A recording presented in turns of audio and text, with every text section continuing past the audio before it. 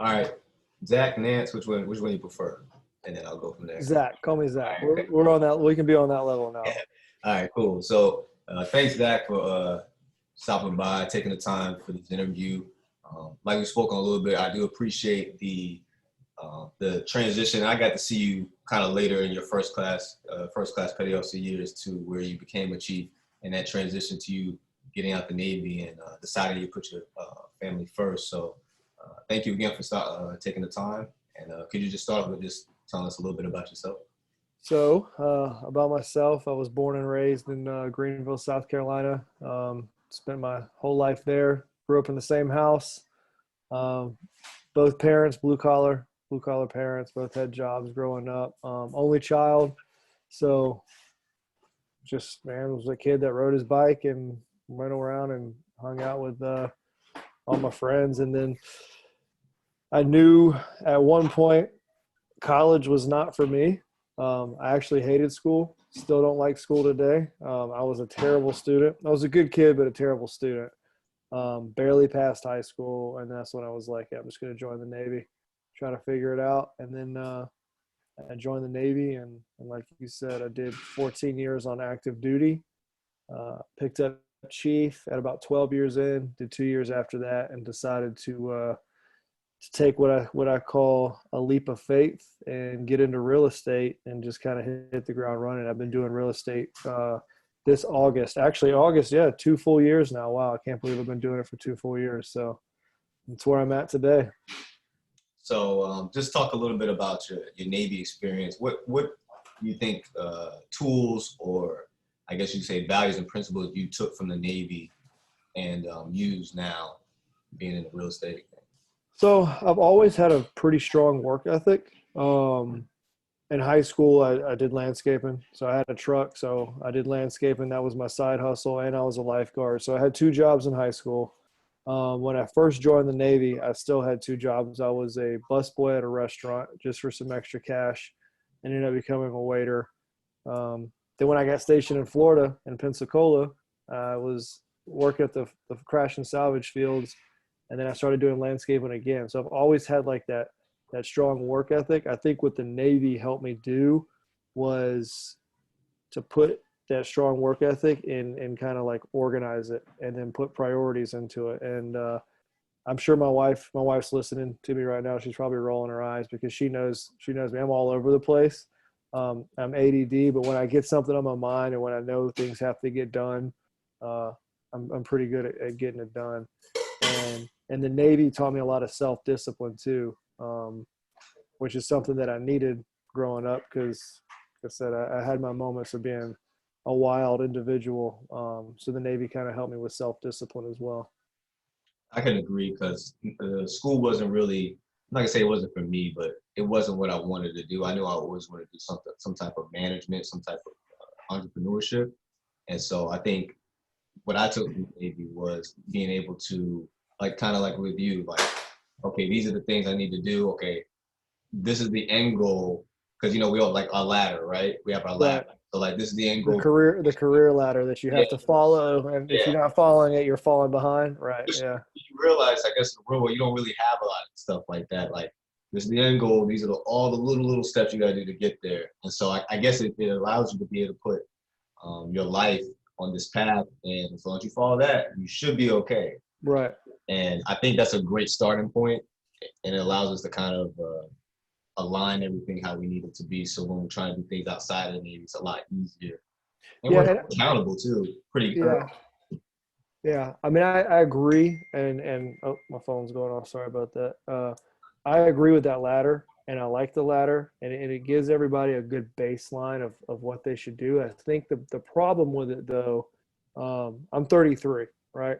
Uh, and I'm at a point in my life where I'm finally starting to realize that there is no cookie cutter ladder to life, right?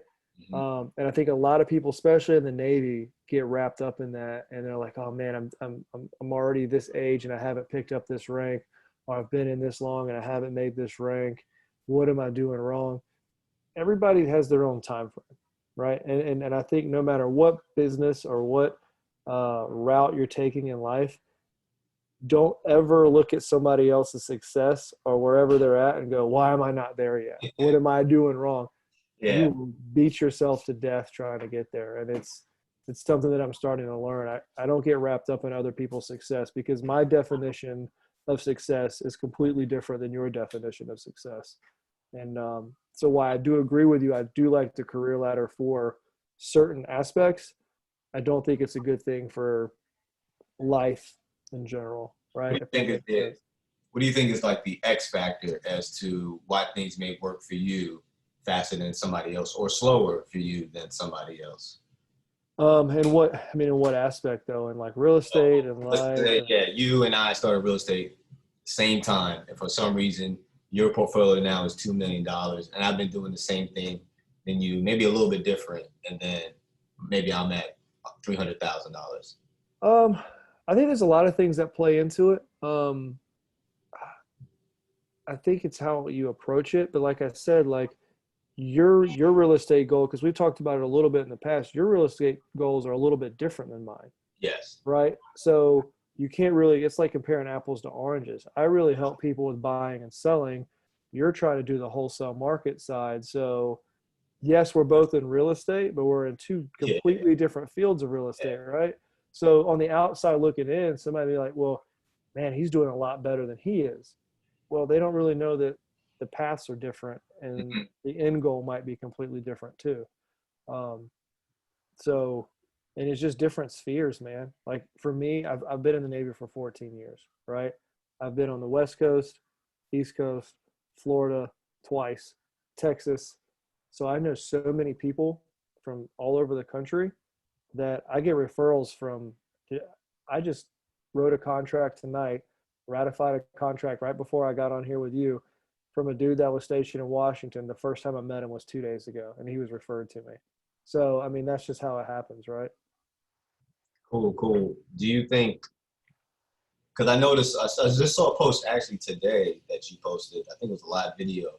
We had your team around, and I Mm-hmm. think y'all were all working, and it kind of made me think about, do you feel like there was some team building uh, components that you learned from the Navy that you was able to transition to this, Oh, or it's yeah, kind of a man. different beast?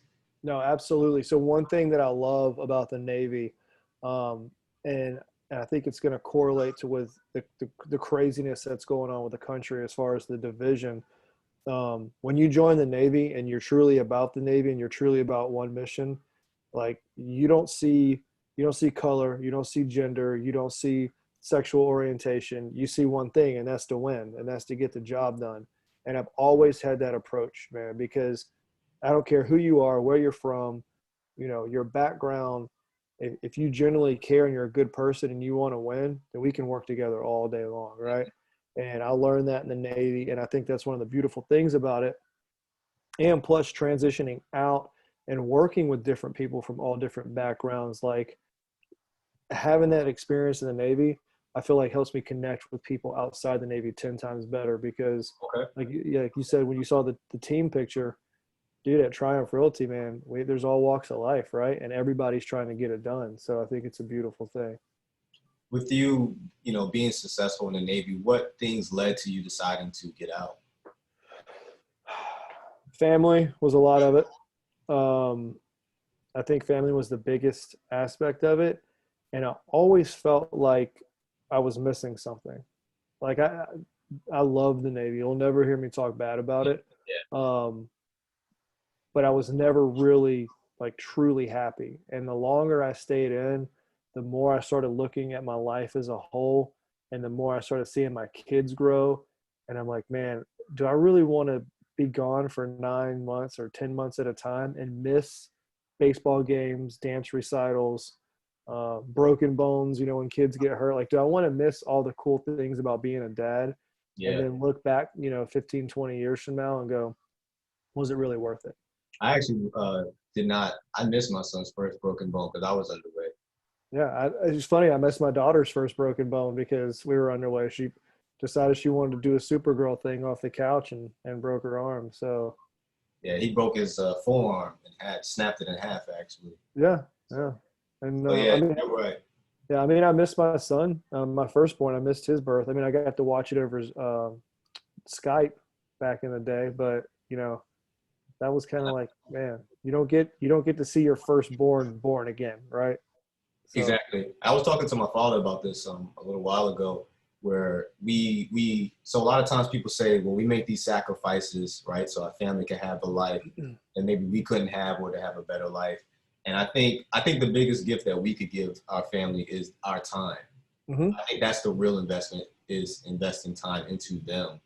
Um, Materialistic things, having a nice house and nice things, that's fine. yeah, But I think missing a broken bone, being able to take them to the patient first if they're sick, yeah, being able to go to the games. I remember growing up playing baseball. What made my day is both my parents being able to be at that game. And yeah, I've seen other parents always at, you know, their games, but my parents had to work. So I know that meant a lot. So I know for my son and the other future kids I have, that would mean a lot.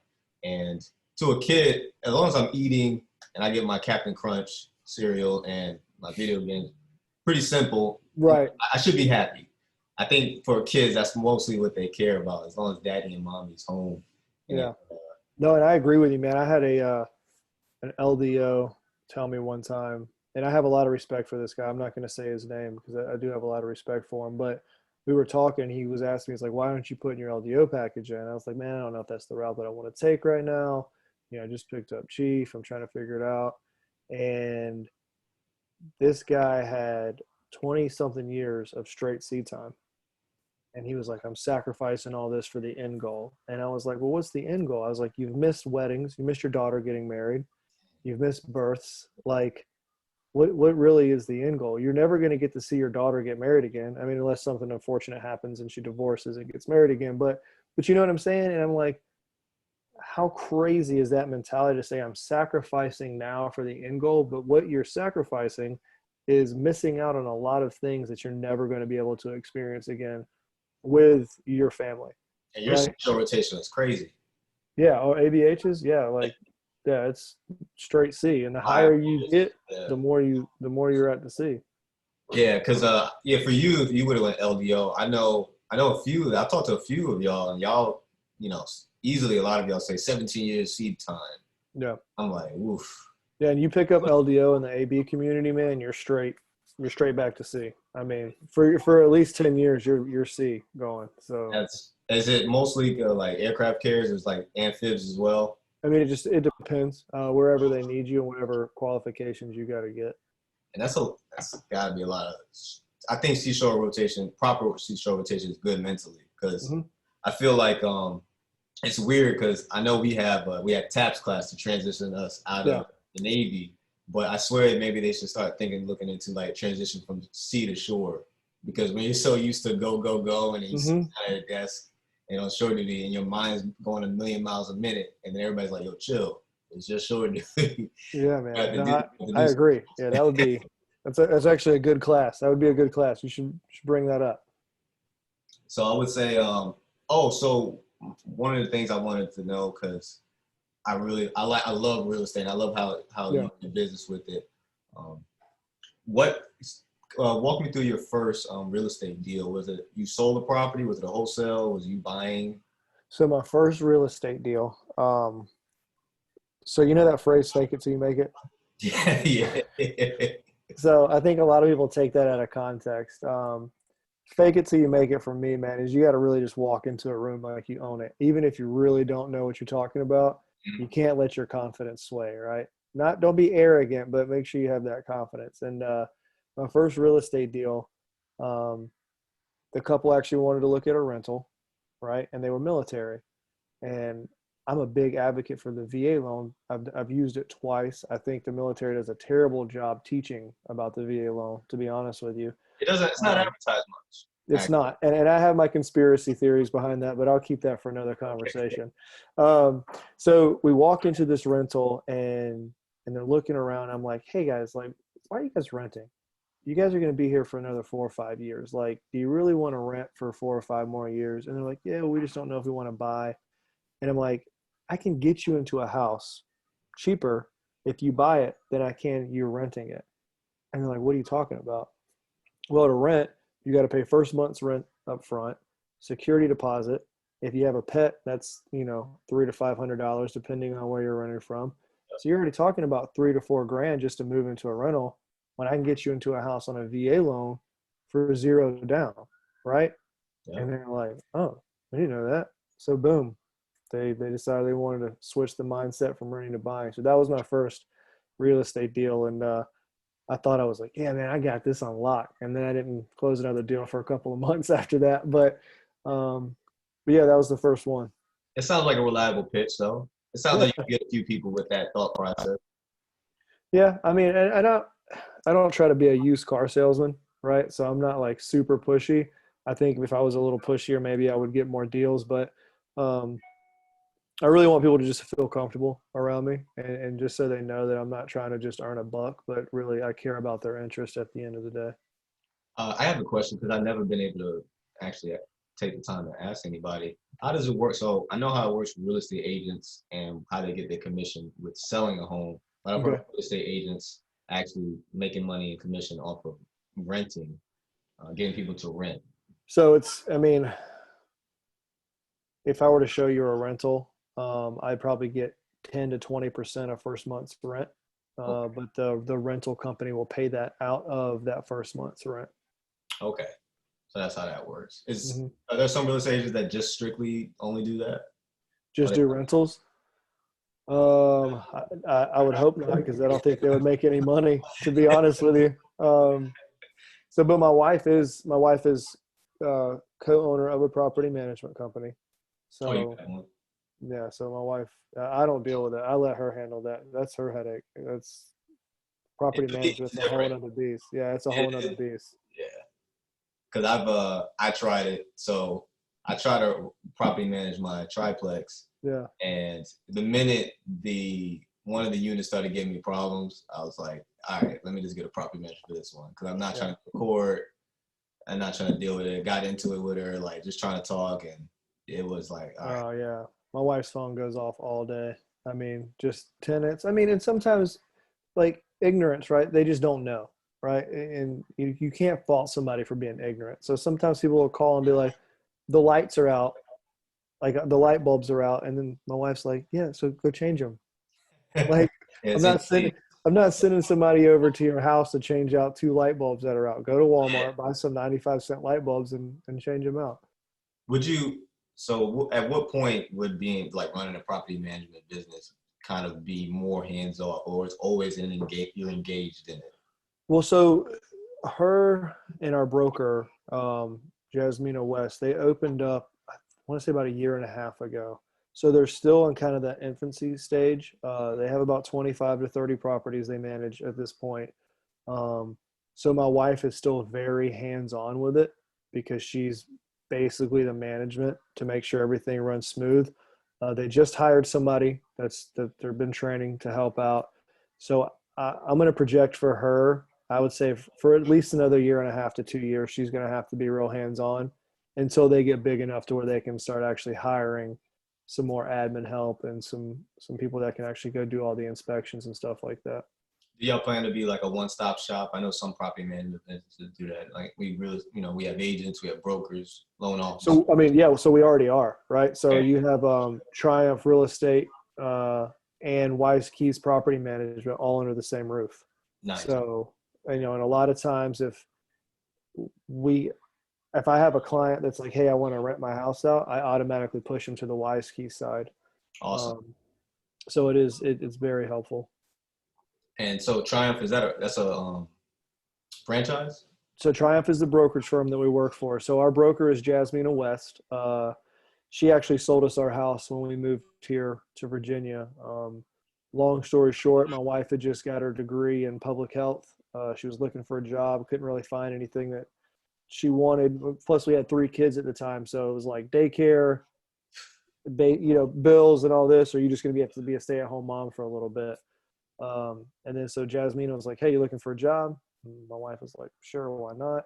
So Jasmina hired my wife, and then my wife took off, and then Jasmina left her company, opened Triumph Realty. So we're at Triumph Realty. We are Titan Homes at Triumph Realty, so we have a team within the company. So we bring agents that work on our team. but we're just under the firm. Okay. And so, yeah, because I'm glad you broke it down like that, because I was always curious as how does that work? Yeah. Because I've looked into Exit Realty, and Okay. they have the opportunity to buy the franchise, and it broke down how each occupation or job title works. And so I know I've seen you, and it was a senior chief. He made warrant officer. He was ABH CS as well on the Truman. Okay. Black guy, black bald headed guy. But I remember he was Rob Cochran. Yeah. Yep, him. Yeah. So he actually came over to Triumph for a little bit.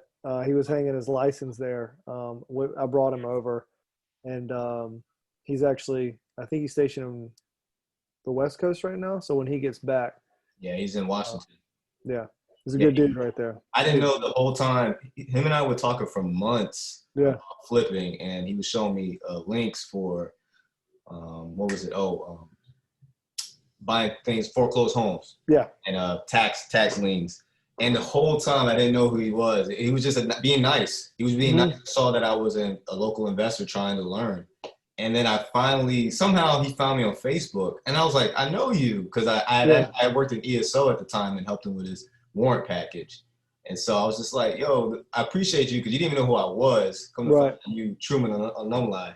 And I do like that about the community when it comes to the investors and some agents that I've met as well, having the heart of a teacher, being able to just care about seeing somebody that has a thirst for wanting to learn. Because at the end of the day, not saying you're doing it to gain a future partner, but you've just paid your dividends in or paid it forward to maybe eventually have a good business partner or somebody in the community that will mean well. And, No, I agree. So business relationships are important to me. And the thing is, too, there's roughly 7,500 agents in Hampton Roads, right? Okay. Out of that 7,500, 10% do 80% of the work as far as like volume and stuff like that. So having been in real estate for 2 years, I've already done multiple deals with the same agents, right? So you want to make sure that you treat everybody the way you want to be treated. And like you said, lend that helping hand. And I just had a guy that was stationed with me when I was on the Truman. He worked for me, called me up. Hey, Zach, I want to get into real estate. All right, cool. Meet me at the office. Let's go. Sat down, talked to him about it. There's enough pie out there for everybody to eat, right? So there's no point in being selfish about it. So the thing is, what I tell everybody, this is not an easy gig. A lot of people think that it falls into your lap. You got to hustle for this, man. This is not just, hey, snap my fingers and I'm rich, man. You got to actually work for it. One thing I would like to hear from your perspective, because I've been speculating and trying to gauge from an investor standpoint, but from a real estate agent standpoint, how do you think Hampton Roads will be affected from everything, from COVID and everything moving forward into 2021? Because my prediction, and based off all these forbearances, is that there will be a lot of defaults. I'd say it's up in the air right now. I wish I could have a more solid answer. I will say that interest rates are at an all-time low. I just got a guy under contract at 2.5% interest rate. I closed a deal a couple of weeks ago, 2.75. That's unheard of right now, right? These are on VA loans too. 2 years ago, you were looking at like 3.25 to 4.25, right? Yes. The problem that we're seeing right now is the inventory is extremely low. It's extremely low.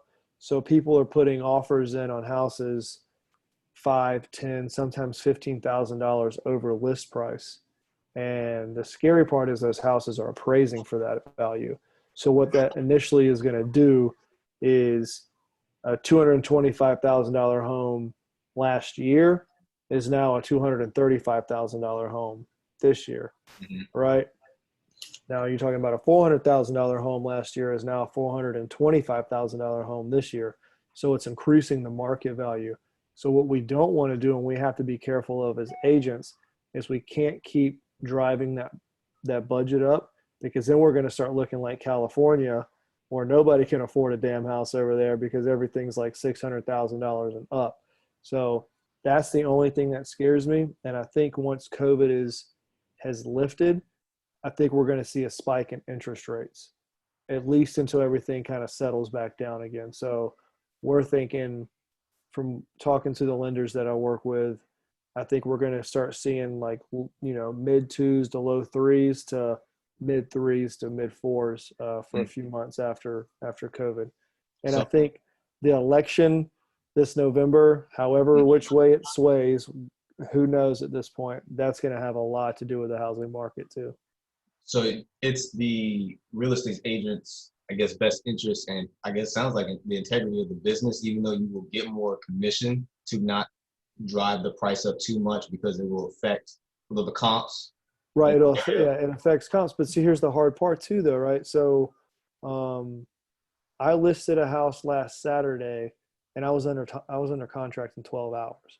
Like, that's how tough the market is right now. My wife just put an offer in on a house last Friday that had 12 offers on it on the table. So the problem is when you have all these buyers, because the market is so thin right now, everybody's competing for these houses.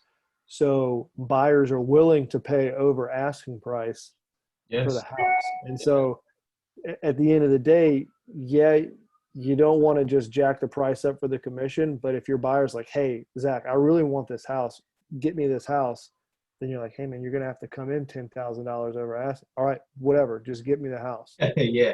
You Yeah, know, I so ran into that as well. There was a fourplex in Portsmouth, actually near the shipyard. okay. And asking price was 145. So for a fourplex, I'm like, yeah, let's do it. And I knew it was gonna be high competition because the open house was like 30 people.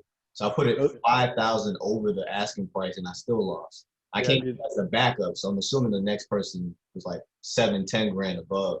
those things are hard right now, and I'm telling you, if you have that investment money, investors are killing the market right now. I Yeah, mean, if they they got just cash, are. yeah. I mean, I got beat out, and this shocked me. I submitted an offer for actually a buddy of mine, um, $400,000 house. Somebody came in with cash, and I'm like, who has $400,000 cash just sitting in the bank account? And why are you buying a $400,000 house? Like, come on, man, you have 400K just chilling. Yeah, Go you're somewhere right. else with That's that. why not buy like 3 or 4 homes with that money? Yeah, yeah. That's gotta be frustrating. It is frustrating, especially when you have to make that phone call. Like, hey, man, I know we just threw the kitchen sink at this offer, but somebody just beat you out with cash. Do you have any clients that are afraid to buy right now because of how, I guess, too good to be true things are? I don't want to say I have clients that are afraid to buy. I have clients that aren't as strong as other buyers, right? So they get discouraged because they've lost out on 2 or 3 homes, right? And Okay. because so they get to the point where, like, well, I just think I'm just going to pause right now, which sucks, because especially in the military, E5, sometimes E4s, they want to buy, but they don't have that liquid cash just sitting in the bank account that somebody else might have. You know Mhm. what I'm saying? So they may not have $10,000 to pay on their own closing costs. And that's where it gets hard when you're dealing with certain individuals who don't have that type of money. And then what bothers me is, well, then they don't need to be buying anyways. Well, they still have to find a place to live. So they're either going to rent a $2,000 a month house, or they got to find somewhere they can buy. Right. So it's just a tough market right now. Hampton Roads as a whole, is it beneficial that you have such a much of a rotation since it's like military town? Yeah, absolutely. I mean, absolutely. Because at one point, my wife and I thought about moving back to South Carolina and doing real estate there. And then we kind of looked at the market differences. Even though where we're from in South Carolina is booming from a business standpoint, you're still not getting the turnaround that you have here, because you have Army, Navy, Marines, Air Force, Coast Guard. Everybody's here. Everybody rotates. And it's just such a broad area. So yeah, it's definitely it's a revolving door market up here. Well, okay, Hampton Roads is like a low key a gold mine. As far as, at least for, I know you're always gonna get clients in some way, renters, Mm-hmm. buyers, sellers, and so I take pride in this area, and I got Yeah. faith. I got faith in the area. I know it's not like a hot market like California or Denver, but I think it has something that will for Yeah. a lifetime never go away, which is. But see, we don't. The thing is, too, is we don't want to get like that though. Like you don't want to be like California because California is just like Yeah, it's ridiculous. crazy. Yeah, you don't want to get like that. I love it here, man. I've fallen in love with this area. You know, being a junior sailor, people are like, oh, don't ever go there. It's terrible. What? Man, this place is great. Are you It's kidding affordable. me? It's family oriented. It's affordable, but Yeah. because everybody hypes up Japan and San Diego, Yeah. maybe Bahrain, but I could see why, you know. But I like it. My family and I, we're originally from New York, but we moved down here my high school years, and I tried to stay. My first ship was in Norfolk, and then I went to LA actually, and then I came back over here. So I like it here, especially sea duty here. I feel like it's pretty good. This is the mecca of the Navy. So I would say my next question, you know, being that everybody's been able to kind of get an idea what your mindset is on real estate, what your mindset is in the Navy. What tips do you have for people that want to transition out of the Navy and go in business for themselves, or just transition out and do their own thing? So it's a scary jump, dude. I'm not going to lie, right? When you get used to a paycheck on the 1st and the 15th and your medical's taken care of, and I mean, the Navy sets you up, right? I mean, you're not making a lot of money, but if you were to take what you're making in the Navy and then get out and then you start piling up, well, now I got to pay insurance. Now I got to do this and all that. And then you lose that BAH, which, you know, a lot of people take for granted. So it is scary, but here's the thing, right? If you let it trap you, and I don't want to say that in a bad way, if you let it trap you, it will trap you, right? We get comfortable. People get comfortable. They get used to whatever they're doing. And that was me. Dude, I almost got out 3 times. And I was like, oh, I'm not going to get out. And then finally when I was like, dude, just do it. If you want to take that leap of faith, go for it, man. Because you're only going to get a few chances to do what you really want to do in life, right? And I'm not going to sit here and tell you that real estate's what I'm going to do for the rest of my life. I might find something else that I enjoy, and I might take that leap of faith again. But right now, that's where I'm at. So anybody who's thinking about, should I get out? Should I stay in? Should I get out? Look at where you're at. Set goals, like realistic goals. And then if those goals can't be met while you're still in the Navy, and those goals are something that you really want to meet, then you're going to have to take that leap of faith, if that makes sense, right? I agree with that. At least, so that's why I was telling you earlier about being on shore duty. That's kind of like the opportunity. I'm home every day.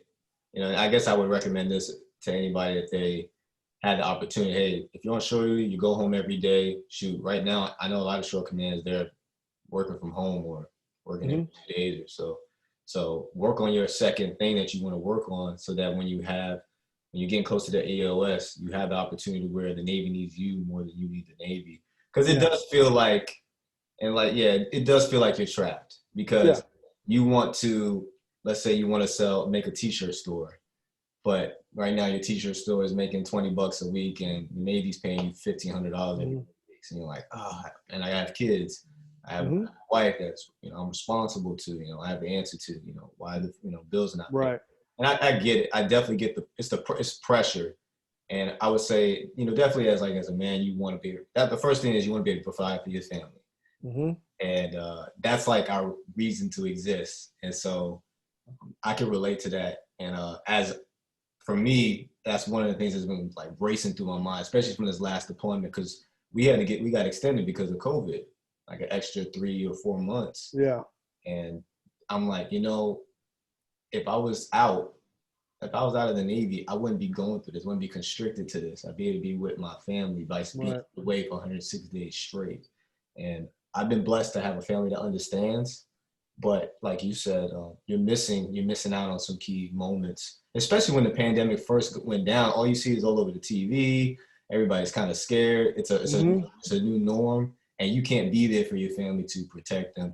I mean, I couldn't imagine having that feeling of like being out there, wondering how your family's health is, wondering if they're going to be okay, and then every time you turn the news on, it's something bad, right? Like I couldn't imagine the stress of doing that. There was everything going on.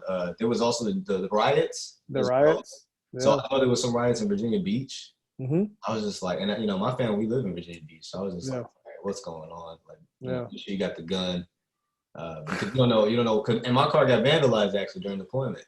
Yeah. So it was just this, everything was like happening once after the other that, and I do appreciate the Navy and what it's done. It's definitely given me a ground, kept me Hmm. grounded. I've been able to use my VA loan a couple times as well, me and my family. And so it definitely gives opportunities, but I would consider it's a vessel and it's a stepping stone, but it's not the Yes. end game. And Yeah. because at the end of the day, we retire. And one thing Yeah. that I noticed, even when I was on leave for just 2 weeks, they will figure it out. Yeah. Yeah. So Hey, don't the think Navy. that Yeah. you're more valuable than the mission. Your family is the most valuable part. And Absolutely. what your goal dreams are. There's not too many people I've met that actually said like all I ever wanted to do was join the Navy since I was a Hmm. little boy or girl. They always had some other passion, but Yeah. you kind of lose it maybe after life happens. And I don't want to lose that. And I see that you didn't lose that at all. I think the other day I saw you like on a boat or whatever, and you was truly enjoying yourself. There was a post that you made about you deciding to take that leap, really in having that time with your family, and how important that is. And I think some people kind of lose that because we are chasing that rank or that Hmm. status. And don't get me wrong, it is bigger paychecks, and you are immersing yourself into people, and you're probably impacting and changing lives. Yeah. But initially you're changing strangers' lives by maybe your daughter, your son, or your wife, or your husband that may need that time from you. And Yeah. that's how I look at it. I had a chief, he at my last command. I always have respect for the guy. I didn't know what his work ethic was like, but I sat down at a awards board for him, and I remember the board pretty much said he hasn't done anything for us the last 3 years. He's not getting a retirement award. And I'm like, whoa, I don't know nothing about him professionally, but I thought he was a good guy. Hmm. So he's coming in getting his separation paperwork, and he was telling me that he said, I have, they don't want to give me a retirement award. That's fine. He's like, you know why? Because these last 3 years, I fixed my marriage and I was able to gain a relationship back with my son. And he was saying that when he first checked on board, he always put the Navy first. And his marriage was in shambles, and his son he didn't even know his son like that. Yeah. He was always immersed in work. And he says that he was getting teary eyed too. He's like that. I I'm mean, telling you, it happens a lot more than a lot of people realize, and it's tough. I was there, dude. The Navy was top priority. It was. I mean, I be there early, be there late, come home, go to sleep, do the same thing, and yeah, Navy was number one. And because you do start chasing that rank, and you do start, you want to make sure everything's good. And you're hitting those wickets, and then you kind of get lost in the sauce there for a second. Um, but yeah, the Navy's done a lot of good things for me. I actually just had a guy hit me up the other day. He just picked up first class, and he texted me and he's like, "Hey, I just want to thank you, your mentorship, your guidance. Like you always taking a chance on me." He's like, "I owe a lot of that to you." And that hit me they hit me hard. I was like, "Man, I haven't been in 2 years. I don't think I've seen this guy in three." And the fact that he remembered to just shoot me a text, so like you said, you get to impact people, and I actually think that young man impacted me more than I impacted him. But I think that's how it happens sometimes. how do you, so now being out the Navy, and you do still work hard, how do you balance work life? What's your work life balance like now? Ooh, I still struggle with work-life balance. I'll be 100% honest.